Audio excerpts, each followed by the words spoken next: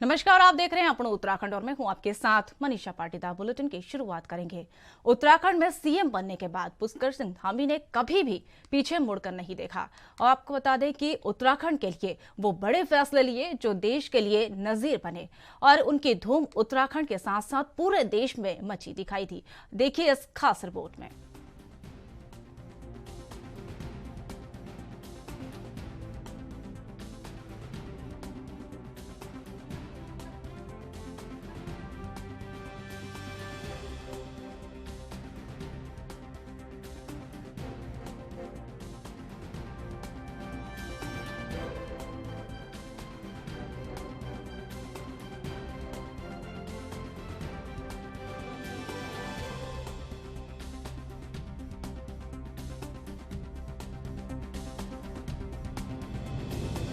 धामी सरकार अपना 1 साल का कार्यकाल पूरा कर चुकी है और 23 मार्च 2022 को 8 मंत्रियों ने भी सीएम धामी के साथ शपथ ली थी। धामी सरकार का ये कार्यकाल सरकार के लिए काफी मशक्कत भरा रहा। इस 1 साल के दरमियान धामी सरकार के सामने कई चुनौतियां आई, लेकिन धाकड़ कहे जाने वाले धामी ने इन चुनौतियों को बड़ी आसानी से निपटा। धर्मांतरण विरोधी कानून बनाया, महिलाओं को क्षैतिज आरक्षण दिलवाया, नकल विरोधी कानून बनाया। इस सरकार की उपलब्धियां रही है। इसके अलावा भी धामी सरकार ने लोगों के दिल पर छाप छोड़ दी है। कई विभागों में औचक निरीक्षण किया गया, लोगों से मौजूदा हालातों पर चर्चा की। अक्सर धामी सरकार अपने जनपदों के दौरे पर जाते हैं और उसी बीच मॉर्निंग वॉक के बीच लोगों से मुखातिब होते हैं। यानी एक तरफ तो धामी के फैसलों ने धमाल मचाया, साथ ही धामी का व्यक्तित्व भी लोगों को काफी पसंद आया। देखिए, जो हमने संकल्प लिए थे या जो हमने उत्तराखंड की देवतुल्य जनता के आशाओं अपेक्षाओं के अनुरूप एक पल भी रुके बिना लगातार हम फैसले ले रहे हैं और लगातार आगे बढ़ रहे हैं। और जो हमारा अगले 10 सालों का रोड मैप है, उस रोड मैप के आधार पर सारे विभाग आगे बढ़े। 1 साल में हमने बहुत सारे जरूरी निर्णय लिए, जिसमें समान नागरिक संहिता हो, चाहे धर्मांतरण का कानून हो या नकल विरोधी अभियान हो, मातृशक्ति को 30% का क्षैतिज आरक्षण हो, उत्तराखंड आंदोलनकारियों का 10% का आरक्षण हो। ऐसे अनेकों कार्य। और मातृशक्ति के लिए 1,76,000 परिवारों को, अंत्योदय के जो कार्ड धारक हैं उन सभी को 3 सिलेंडर 1 साल में निःशुल्क भरे जाने का जो हमने संकल्प लिया था, वह भी हमारा सफलतापूर्वक आगे बढ़ रहा है। इस साल के बजट में भी हमने उसका प्रावधान किया है। अन्य बहुत सारे जनहितकारी समय समय पर हमने निर्णय लिए और आगे भी लेंगे। ये हमने आधारशिला रखी है। उसके सबसे बड़ी बात यह है कि हमने चुनाव में जो वादे लोगों के बीच किए थे, जो बातें हमने अपने दृष्टि पत्र में भरी थी, उन बातों को पूरा करने का काम हमने एक साल में किया है।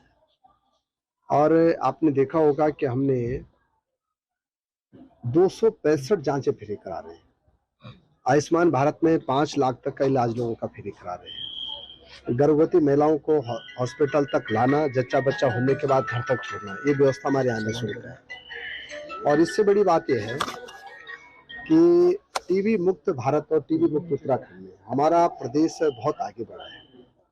संचारी रोगों की रोकथाम के लिए हमने बहुत इनोवेटिव काम अपने प्रदेश में किए हैं। और शिशु मृत्यु दर हम 31% से नीचे लाके 24% पे लाए हैं। तो काफ़ी बेसिक बातें हम लोगों ने की हैं। हमारे यहाँ 3 नए मेडिकल कॉलेज बन रहे हैं। एक सैटेलाइट कैंपस जो है हमारा एम्स का बन रहा है। उप जिला चिकित्सालय खुल रहे हैं।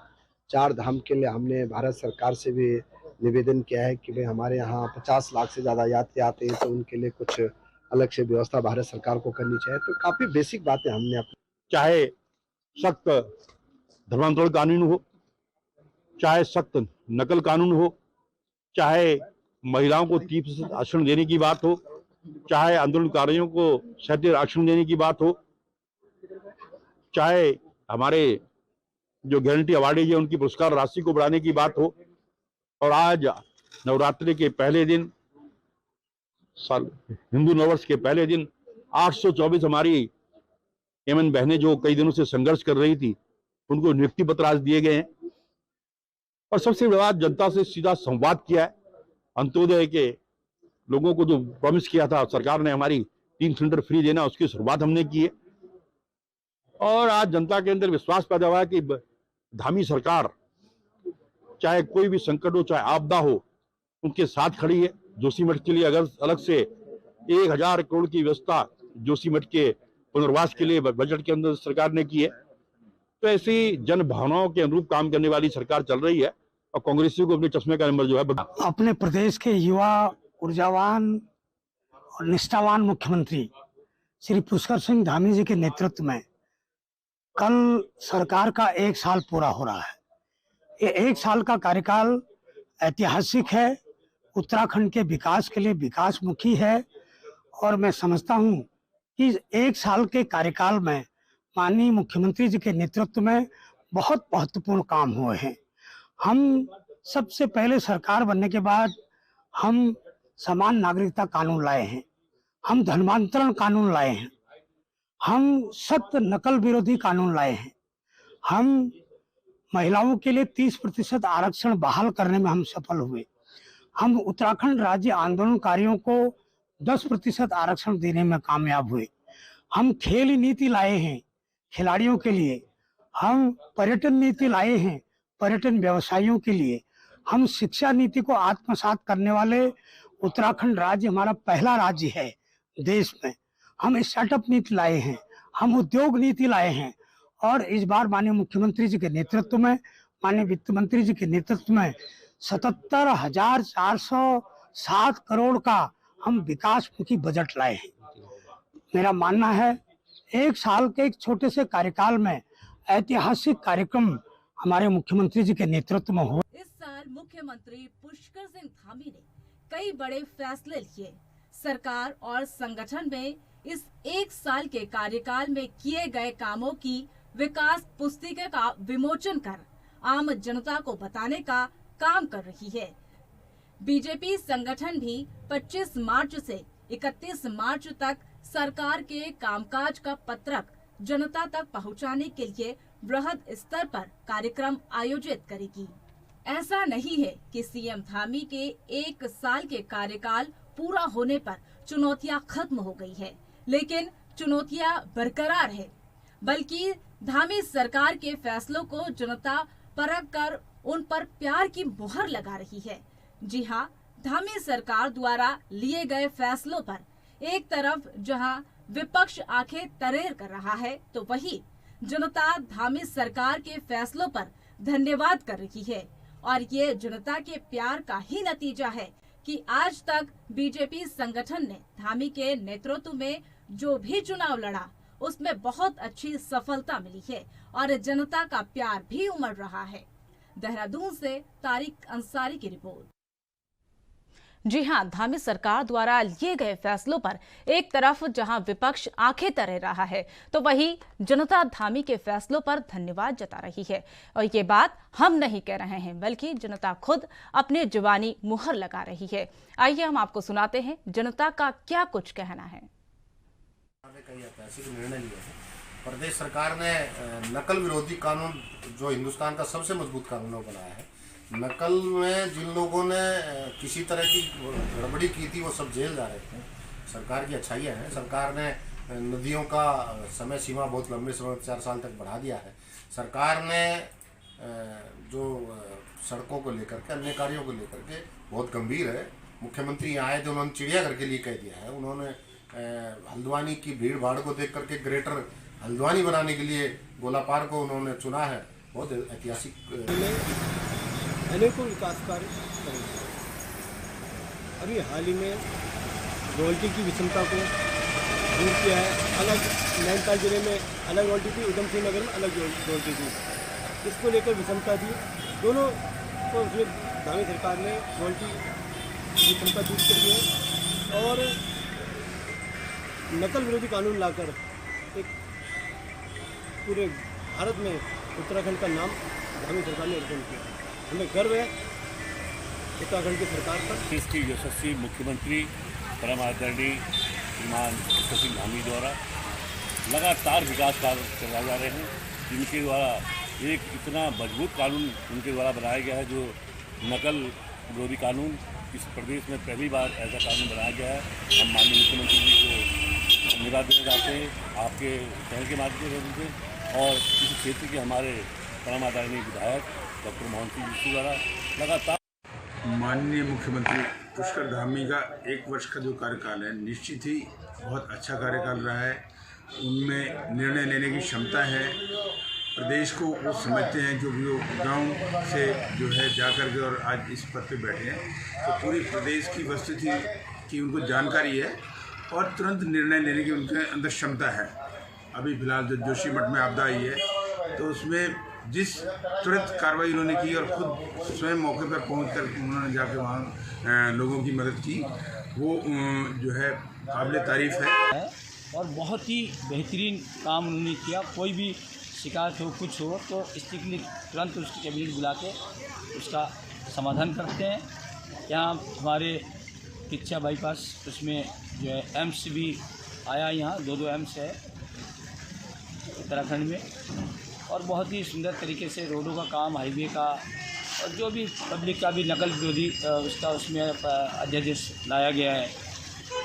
बहुत ही सुंदर कार्य। धामी जी का जो दूसरी सरकार में जो 1 साल ये पूरा हुआ है, ये बहुत ही ऐतिहासिक रूप से हम देखा जा रहा है इसमें, क्योंकि जो नकल विरोधी कानून जो उन्होंने बनाया, हम तो युवा की सोच के ऊपर बात करेंगे। हम खुद छात्रों हितों के लिए काम करते हैं और बहुत अच्छा कानून बनाया है। इसमें जो जिस तरह यहाँ पे इतनी बार परीक्षाएं जो रद्द हुई है, जो उसमें कई बार क्या नाम है उसका भ्रष्टाचार में लिप्त हो रहे थे कई लोग, तो उसमें इस सरकार ने बहुत निरंतर युवा हितैषी के रूप में ये सरकार कार्य कर रही है। माता बहनों के सम्मान में ये सरकार कार्य कर रही है और निरंतर धरातल पर इस सरकार की उपलब्धियां लगातार जो है धरातल पर दिख रही हैं।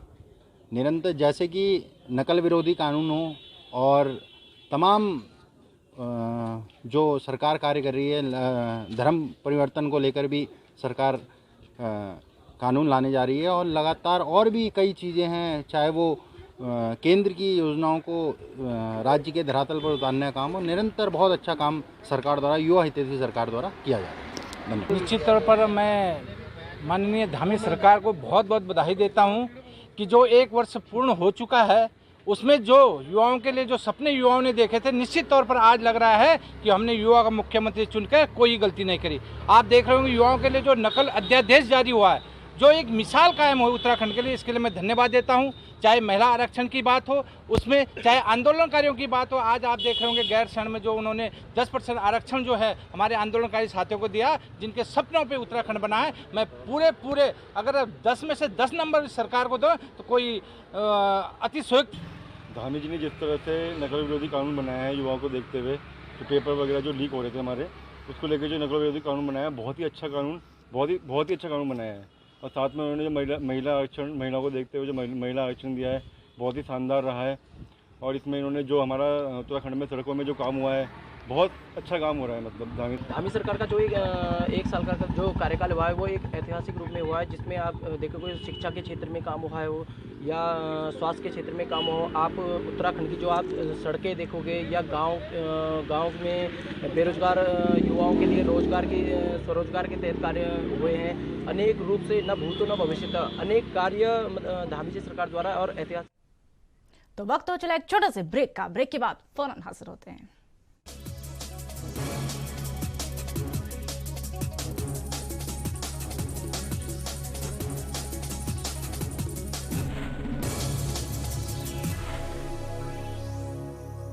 उत्तराखंड में स्वास्थ्य सेवाओं को बेहतर बनाने के लिए स्वास्थ्य मंत्री डॉक्टर धन सिंह रावत लगातार बड़े दावे कर रहे हैं। और स्वास्थ्य मंत्री ने कहा कि 2024 में उत्तराखंड देश का अग्रणी राज्य बनेगा। और वहीं एमबीबीएस डॉक्टरों की कोई कमी नहीं रहेगी। स्वास्थ्य मंत्री ने कहा कि आगामी 30 मार्च से 10 अप्रैल के बीच प्रदेश में 300 एमबीबीएस डॉक्टरों को नियुक्ति पत्र दिए जाएंगे। साथ ही 171 असिस्टेंट प्रोफेसर को भी जल्द मेडिकल कॉलेज में नियुक्ति पत्र देंगे।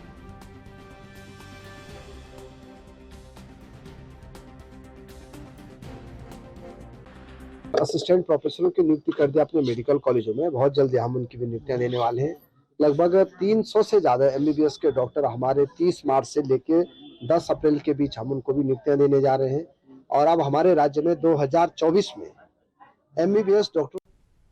उत्तराखंड के दूरस्थ पहाड़ी क्षेत्रों में गर्भवती महिलाओं को समय पर बेहतर इलाज की सुविधा मुहैया कराई जाएगी। प्रदेश के स्वास्थ्य मंत्री डॉक्टर धन सिंह रावत ने कहा कि सरकार की कोशिश है कि 100% संस्थागत डिलीवरी कराई जाए। इससे मातृ और शिशु दोनों की मृत्यु दर को कम किया जा सके। उन्होंने कहा कि दूरस्थ क्षेत्रों में आवागमन की सुविधा न होने और खराब सड़कों की स्थिति की वजह से गर्भवती महिलाओं को समय पर अस्पताल नहीं पहुंचा पाने की वजह से तमाम तरह की दिक्कतें होती है। स्वास्थ्य मंत्री ने कहा कि ऐसी स्थितियों से बचने के लिए इन क्षेत्रों में गर्भवती महिलाओं को पहले से ही किसी गेस्ट हाउस में या अन्य जगहों पर ठहरा दिया जाएगा, ताकि प्रसव पीड़ा के वक्त उनको समय से अस्पताल पहुंचाया जा सके और बेहतर स्वास्थ्य सुविधाएं मुहैया कराई जा सके।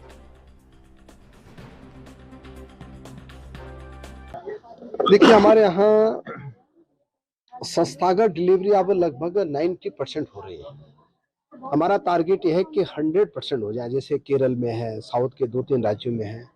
अगर 100% अगर संस्थागत डिलीवरी हमारे राज्य में होगी तो हमारे यहाँ शिशु मृत्यु दर जो है काफी कम हो जाएगी। एक हम ये भी कर रहे हैं इस बार कि गर्भवती महिलाओं को कई बार क्या होता है कि गांव में सड़क नहीं रहती है, अचानक प्रसव पीड़ा होती है तो उनको वहां से हॉस्पिटल लाना एक बड़ा क्रिटिकल काम हो जाता है। अब हम ये कर रहे हैं कि 1 हफ्ते पहले स्वास्थ्य विभाग की तरफ से उनको जो है निकटतम हॉस्पिटल में हो या वहां पे होटल हो या वहां पे कोई गेस्ट हाउस हो या वहां पे जो है कोई भी सरकारी व्यवस्था होगा, वहां पे हम उनको पहले ले आएंगे ताकि।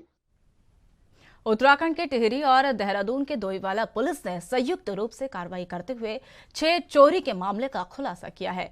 मामले में पुलिस ने जम्मू कश्मीर के एक शातिर चोर को गिरफ्तार कर सलाखों के पीछे पहुंचा दिया। वहीं पकड़े गए आरोपी के 2 साथी अभी भी फरार चल रहे हैं, जिनकी गिरफ्तारी के लिए दोनों जनपदों की पुलिस टीम जम्मू में दबिश दे रही है।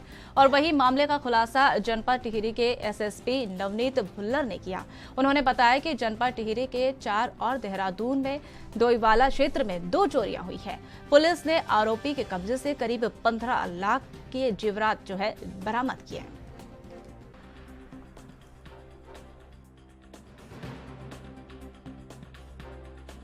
2 जगह बागवान और मलेठा में 2 घरों में चोरियां हुई थी। इसके अलावा देवप्रयाग में मुल्या गांव के पास एक घर में चोरी हुई थी और एक नरेंद्र नगर में एक मंदिर से चोरी हुई थी।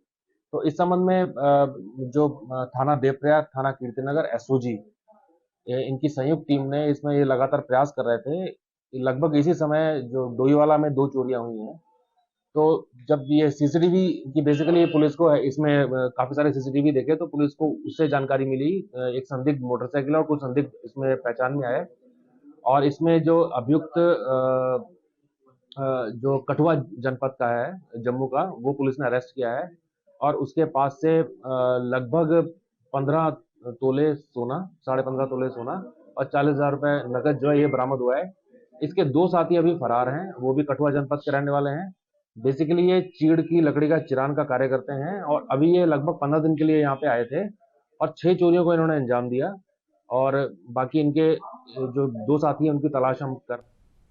उत्तराखंड के जनपद पौड़ी जिले में 2080 के क्षेत्र प्रतिपदा के अवसर पर कलजीखाल प्रमुख बीना राणा ने विकासखंड कलजीखाल में मां भुवनेश्वरी मंदिर में बिलखेत में निर्मित सुरक्षा दीवार, फेंसिंग और मंदिर के घाट पर सड़क निर्माण का कार्य विधिवत लोकार्पण कर मंदिर समिति के सुपुर्द किया।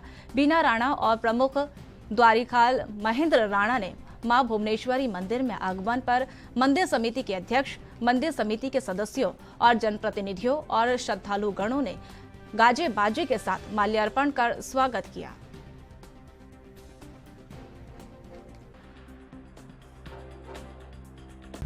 आदिशक्ति माँ भुवनेश्वरी बिलखेत में कलजीखाल ब्लॉक के अंतर्गत 4 दीवारी और रोड का उद्घाटन किया गया प्रथम नवरात्रि को। और माँ भुवनेश्वरी से हम ये प्रार्थना करते हैं कि सभी भक्तों की मनोकामना पूर्ण करें। तो फिलहाल अपनों उत्तराखंड में मेरे साथ इतना ही। तमाम ताज़ा खबरों के लिए देखते रहिए ANB न्यूज़। नमस्कार।